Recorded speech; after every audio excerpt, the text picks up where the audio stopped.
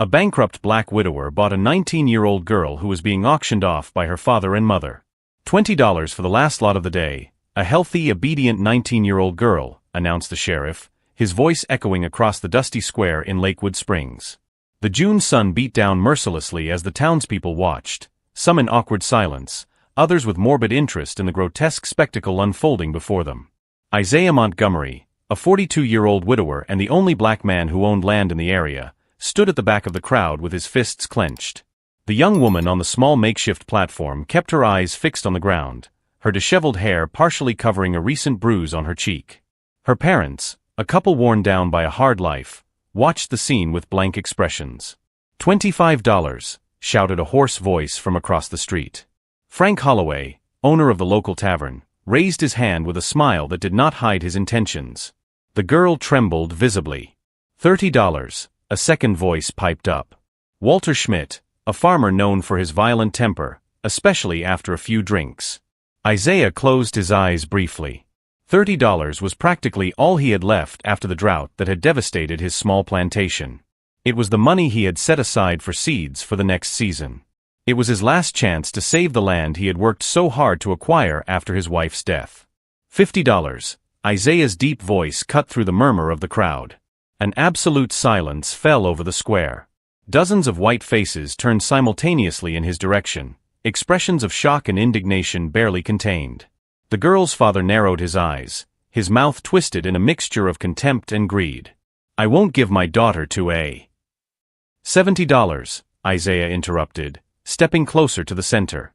"In gold coins. Now." The sheriff cleared his throat, visibly uncomfortable. "Mr. Montgomery, I don't think you..." "The law says any free man can participate in a public auction," Isaiah said, not looking away.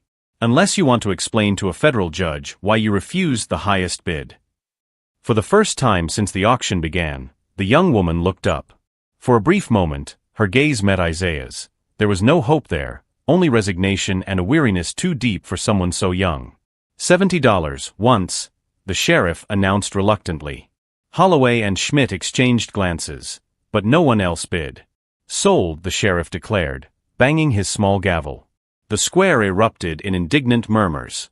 As Isaiah approached to finalize the payment, flashes of memory assaulted him, his late wife Abigail being humiliated in the same square years ago when they tried to drive them out of town, the simple grave where she had been laid to rest 2 years ago, victim of pneumonia that no local doctor had been willing to treat, the suffocating loneliness of his cabin since then.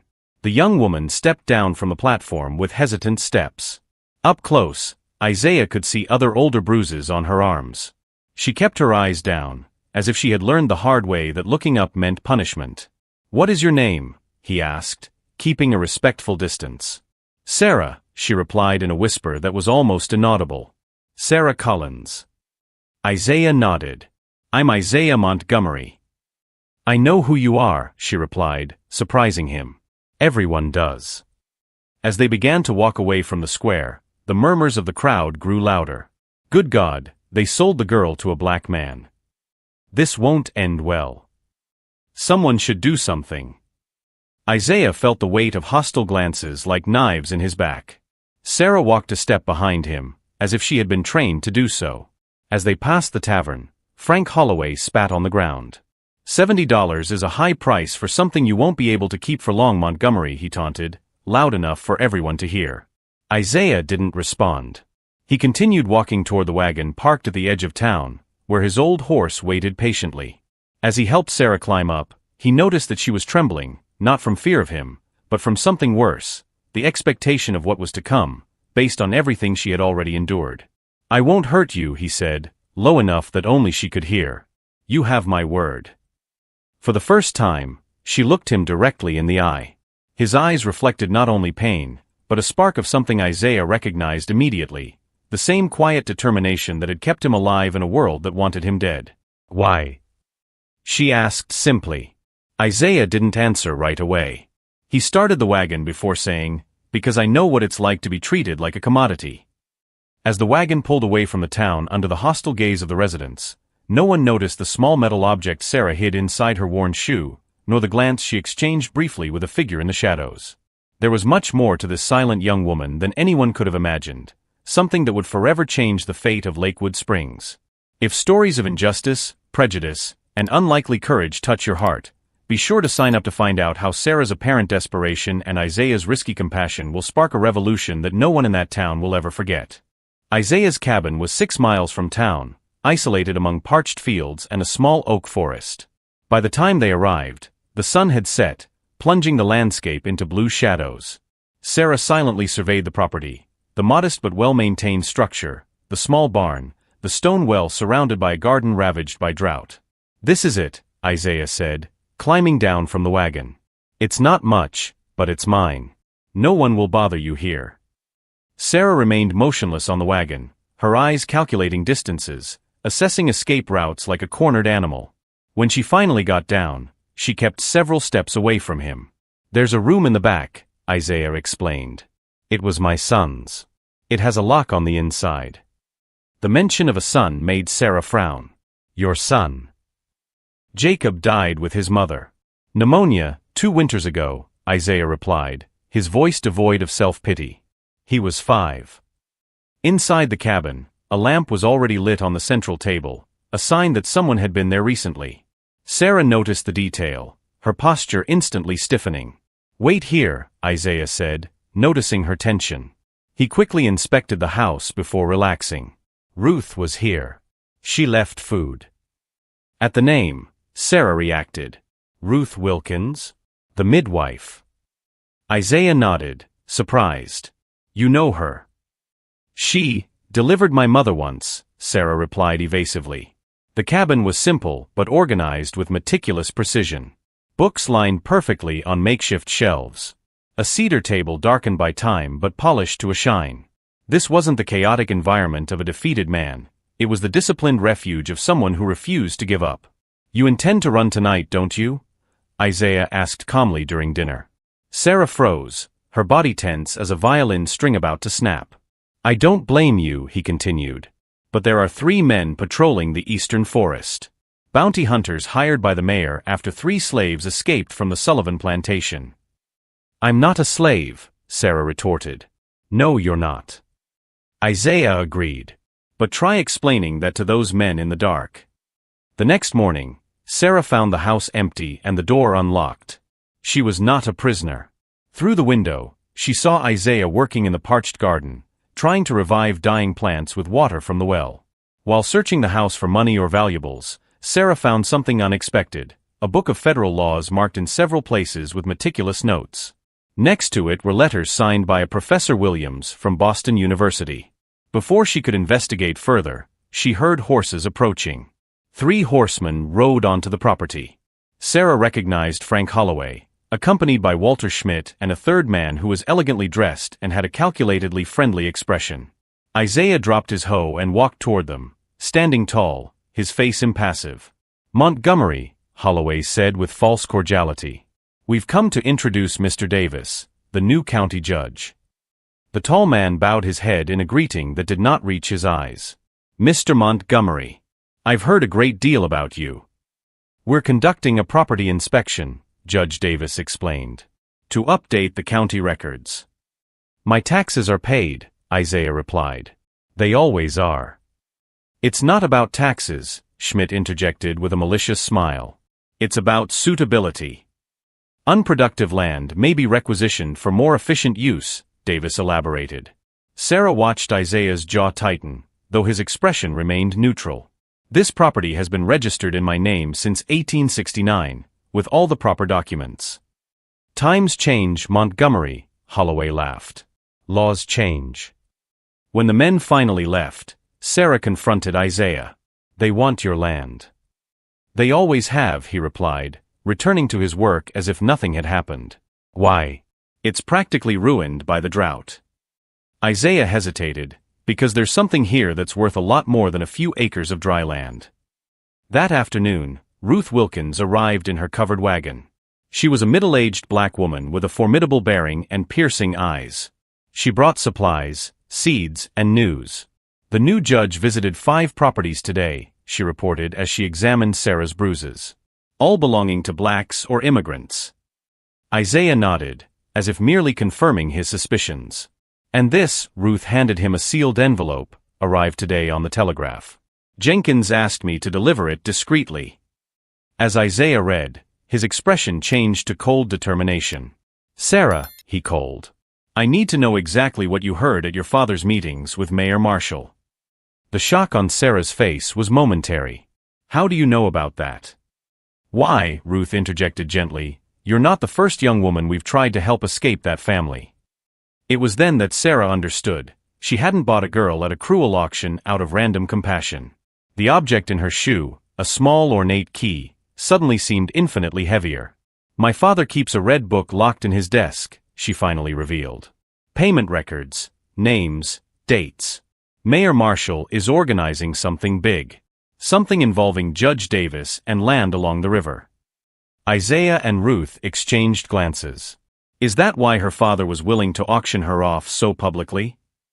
Sarah nodded, the first tear finally escaping. I've heard too much. I've seen too much. In town, rumors ran like wildfire, about the black man who dared to buy a white girl, about suspicious nighttime visitors to her property, about the proximity of the railroad line that would connect the county to the newly discovered mines. No one noticed the little red book missing from Mr. Collins's house, or the coded messages sent by telegraph late at night. What the powerful people of Lakewood Springs didn't know was that sometimes those considered invisible are the ones who can see best, and that the Rayall Revolution begins not with screams, but with whispers in the shadows and plans woven by hands that have nothing to lose, only a future to claim. For days after Judge Davis's visit, an unexpected storm broke over Lakewood Springs. No one noticed the small figure moving around the back of the town hall during the chaos, a dark cloak protecting her from prying eyes. Sarah Collins, whom everyone assumed was confined as Isaiah Montgomery's property, had infiltrated the heart of local power. The key in her shoe, stolen from her father's desk weeks earlier, finally found its purpose in the mayor's office. Meanwhile, Isaiah entered the telegraph office completely soaked. Jenkins, the operator with quiet sympathies for the marginalized, merely nodded. The wire is open to Boston, he said quietly, leaving Isaiah alone with the machine. The next morning, the sun shone mercilessly. Mayor Marshall, Judge Davis, and 3 wealthy farmers gathered at Holloway's Tavern, visibly tense. What do you mean disappeared? Hissed the mayor, pale as a ghost. Documents don't just disappear. The cabinet was locked, replied the judge, nervously tugging at his tie. No one but you has the key. Frank Holloway poured another round of whiskey. What about the black man? Montgomery? I always knew that guy was trouble. Impossible, Marshall dismissed. He would never enter City Hall unnoticed. What neither of them knew was that, at that very moment, 6 copies of the stolen documents were being posted at the entrances to the church, the market, and City Hall. Ruth Wilkins, with the calm demeanor of someone performing everyday tasks, was posting the papers that would expose the conspiracy, a scheme to expropriate strategic land before the official announcement of the railroad. When the church bells rang 10 o'clock, a special train arrived at the small station. 3 men in impeccable suits stepped off, a representative of the Continental Railroad Company, a federal officer from the Department of the Interior, and a reporter from the Boston Globe. They were greeted by Isaiah, who led them down Main Street, where a crowd was already gathering around the pamphlets. The buzz grew as ordinary citizens discovered the magnitude of the corruption documented in Collins' Red Book. It's a forgery, shouted Mayor Marshall, appearing at the tavern door. Fabricated lies. Including your signature on every page, Mayor? Asked the federal representative politely. Or perhaps the map detailing how you intended to divert the original railroad route to benefit illegally acquired land is forged? Walter Schmidt tried to escape through the back, only to find the sheriff blocking his way. Did you know? Schmidt asked incredulously. Not everything, replied the sheriff, but enough not to stop what's happening. The crowd was growing. Faces that would normally have looked away from Isaiah now stared at him with a mixture of shock and reluctant respect. But the real surprise came when Sarah emerged from the church, accompanied by Reverend Thornton. This young woman, announced the Reverend, at great personal risk, has provided crucial evidence of crimes that affect every citizen of this town. Sarah stood tall, her eyes meeting the furious gaze of her father, who had just arrived. You, Collins growled, lunging toward her. I wouldn't do that, the federal officer interjected.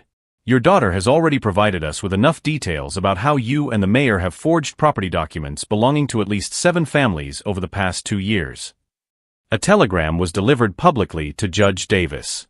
The Massachusetts Bar Association has a keen interest in discovering how a man expelled for judicial misconduct is now serving as a judge in another state, the reporter noted. You can't do this, the mayor hissed, looking frantically around. This town belongs to me. Belonged, corrected the railroad representative. The Continental Company is particularly interested in finding out how our confidential plans were leaked prematurely. The chaos that ensued was meticulously documented. The mayor's failed escape attempt, Holloway's desperate confession, Collins' angry cries as officers confiscated the Red Book from her home. The most extraordinary moment came when Sarah confronted her father publicly. You sold me, she declared without flinching, as if I were less than human. Just as you sold the dignity of this town. Collins, cornered, revealed the extent of his cruelty. What did you expect? Your mother ran away because she couldn't bear to look at you, the living reminder of our mistake. You were never worth the air you breathed. The silence that followed was broken by Isaiah's calm voice. Every person in this square is worth exactly the same, Mr. Collins. This is the truth you tried to bury, that there is no price on human dignity. As the conspirators were taken into custody, the turmoil only grew. Some demanded immediate justice. Others, including some who would once have despised Isaiah, now sought to associate themselves with the moral victory. Few noticed the quiet conversation between the railroad representative and Isaiah, or how the federal officer carefully examined Montgomery's land deeds. No one noticed the glance exchanged between Ruth and Sarah when the reporter asked to interview them. The town had been shaken to its foundations, but one question remained in the air, whispered in the corners of the square as the crowd dispersed. How had a black man and a young woman who had been sold managed not only to survive but to defeat the powerful men who controlled every aspect of that society? The answer was written in the papers on display, in the letters exchanged with Boston, and in the plan that had begun long before the auction, a plan whose seeds had been planted years earlier, when a college professor met a former slave determined to change the world, one letter at a time. 6 months after the day that changed Lakewood Springs forever, the sun rose over a transformed town. The railroad station, once just a project used for manipulation, now stood real and imposing on the edge of Isaiah Montgomery's property.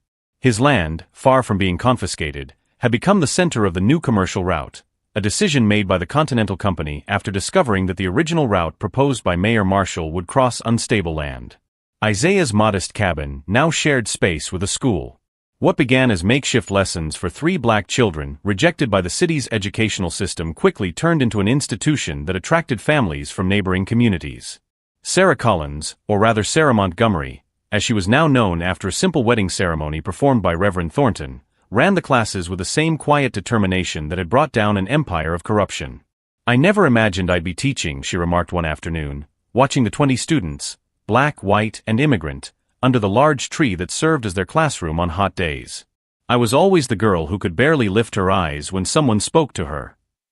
Isaiah, who was building new tables for the main room, smiled. I always knew you had fire inside you. You just needed air to breathe. Former Mayor Marshall was serving time in the state penitentiary, convicted of fraud and extortion. Judge Davis, unmasked, had fled in the middle of the night, but rumors said he had been arrested in Chicago under a false name. Frank Holloway had lost his tavern to creditors and now worked as a longshoreman on a distant river. As for Sarah's father, Collins, public humiliation had led to a decline that turned him into a shadow of the man he once was, now living on favors, a pathetic figure whom everyone avoided. We've received a reply from Benson, Ruth Wilkins announced during the weekly dinner that brought together the core group responsible for transforming the town. Jenkins, the telegraph operator, and Sheriff Jensen, who had finally found the courage to be on the right side of history, completed the group.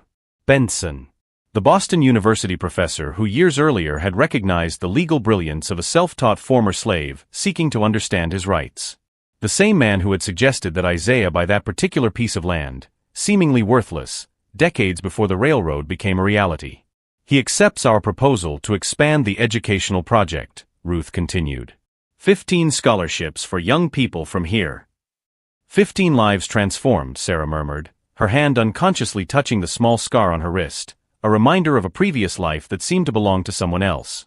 The next day, when the first commercial train officially pulled into Lakewood Springs Station, There was a small ceremony. The new mayor, an honest businessman elected after a special election, spoke words of progress and renewal. But all eyes were on the Montgomerys, standing discreetly to the side. "It's thanks to you," an elderly woman whispered to Sarah. The same lady who had looked away when she saw her on the street months ago. "My son got a job at the station. They would never have taken a boy like him before." Her son, a young man with one leg shorter than the other, waved cheerfully from across the platform, wearing his railroad uniform with pride. "We didn't do it alone," Sarah replied, smiling genuinely. "That's what they don't understand about justice," Isaiah explained later as they walked home under the orange evening sky. "It's not just about punishing the guilty. It's about building something better on the ruins." Sarah stopped, looking down at the city stretching out below them, lights beginning to flicker in the windows. "When I was on that platform being sold like an animal, all I wanted was revenge," she confessed. "I wanted everyone to suffer like I did." Isaiah nodded, understanding. "And now I understand that true freedom isn't just breaking chains. It's building a table where everyone can sit." She looked at the man who had risked everything for her, not out of pity, but out of principle. "They tried to convince us that we were worthless. That I was just a commodity and you were just an intruder on this land. And we ended up proving that our value was never for sale," Isaiah added. On the horizon, the towers of the new train station stood out against the flaming sky, a symbol of an economy that now benefited everyone, not just the powerful. In the schoolrooms, maps and books promised futures that had been unimaginable just a few months earlier. And in City Hall, where schemes of exploitation had once been hatched, a diverse council now met weekly to discuss community improvements. Neither of them could have predicted how that desperate act in a dusty square, a black man buying a young woman at auction, would become the spark that would not only ignite the established corruption, but also light a fire that now illuminated hundreds of lives. The real revolution, Isaiah used to tell his students, is not tearing down walls, but building bridges where there were once only chasms. In a society built on divisions, Isaiah and Sarah had proven that true human dignity transcends race, class, and circumstance, that when people deemed inferior refuse to accept the limitations imposed on them by others, entire worlds can be transformed. "They tried to break us," Sarah would tell new students on their first day of class, "but they forgot that sometimes broken things reflect light in ways that whole things never could." If stories of social transformation, courage in the face of injustice, and the triumph of the human spirit over oppressive systems touch your heart, be sure to subscribe to the channel for more narratives that remind us of an eternal truth. A person's value can never be defined by how much others are willing to pay for her, but by how much she is willing to fight for what she believes in.